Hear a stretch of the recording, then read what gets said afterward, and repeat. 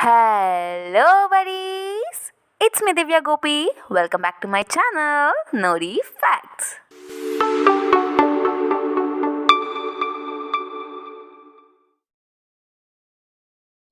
నేను ఫిష్ మార్కెట్కి వెళ్ళినప్పుడు శీలవతి చేప ఒకటి కోయించాను. అప్పుడే అది గర్భవతి అని తెలిసింది. ఆ గుడ్లు నాకు వద్దా ఆంటీ అంటే, ఆ చేపలమ్మే ఆంటీ, పిల్లలకి పెట్టమ్మా, మెదడుకి చాలా మంచిది, కోడిగుడ్లో చేపల గుడ్లు కలిపి ఆమ్లెట్ వేసి పెట్టు, పిల్లలు ఇష్టంగా తింటారు అని అన్నారు. అలా 2 రకాల గుడ్లు ఒకేసారి కడుపులోకి వెళ్తే ఏమవుతుందో అని భయమేసి మా అమ్మమ్మకి ఫోన్ చేస్తే జస్ట్ ఉప్పు కారం వేసి కలిపేసి వేయించేసుకో అన్నది. నేను కూడా అలాగే చిన్న చిన్న ముక్కలుగా కడిగేసుకొని ఉప్పు కారం వేయించేసి మ్యారినేట్ చేశానన్నమాట.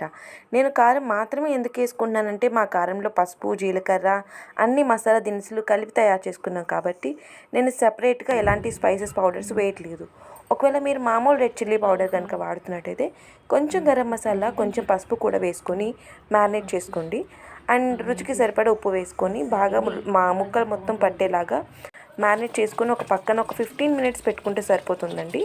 ఆ తర్వాత లైట్గా చూస్తారు కదా వీడియోలో, లైట్గా ఆయిల్ వేసుకొని, ఒక ఆమ్లెట్ ప్యాన్ మీద నేను ఆమ్లెట్ వేసుకోవడానికి ఎంత ఆయిల్ వేసుకుంటానో అంతే ఆయిల్ వేసుకొని, తక్కువ ఆయిల్ వేసుకొని ముక్కలు మొత్తాన్ని అలా నెమ్మదిగా ప్యాన్ మొత్తం సర్దేసి నేను వీడియో తీయలేకపోయాను.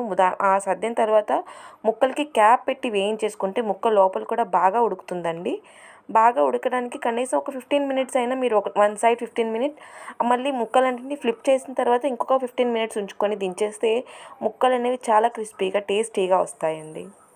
అండ్ అంతేకాదండి, ఈ చేపల గుడ్లు అనేవి ఒమేగా 3 ఫ్యాటీ యాసిడ్స్ చాలా ఉంటాయి. అండ్ ఇవి బ్లడ్ క్లాటింగ్, ఇన్ఫ్లమేషన్ లాంటి హెల్త్ ఇష్యూస్ ఏమైనా ఉంటే వాటిని తగ్గించడానికి చాలా హెల్ప్ అవుతుంది. బీపీ అనేది చాలా కంట్రోల్గా ఉంటుంది.